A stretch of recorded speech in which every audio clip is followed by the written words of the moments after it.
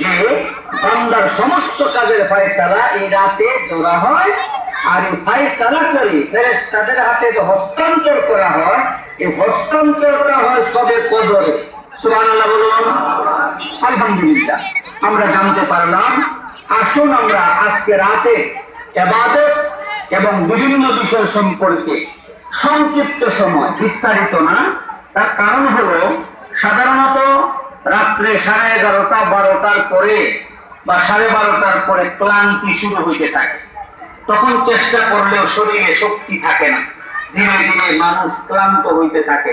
এজন্য 12টা 1টা পর্যন্ত যদি এখানেই থাকি, তাহলে পরে আর ব্যক্তিগত ইবাদত বন্দেগী, তওবা ইস্তেগফার, জিকির আজকার, সালাতুত তাসবিহ, এরকম নামাজ পড়ার তখন আর শক্তিটা থাকে না। এজন্য আমরা লম্বা সময় নিব না, অল্প সময়ের ভিতরে ইনশাআল্লাহ আমরা মোনাজাতে যাচ্ছি বা যাব ইনশাআল্লাহ। মুহতারাম হাজিরিন, আমাদের আজকের বয়ান ভিতরে এবং বাহিরে, বিশেষ করে মা বোনেরা যারা শুনছেন একটু মনোযোগ দিলে ভালো হয়।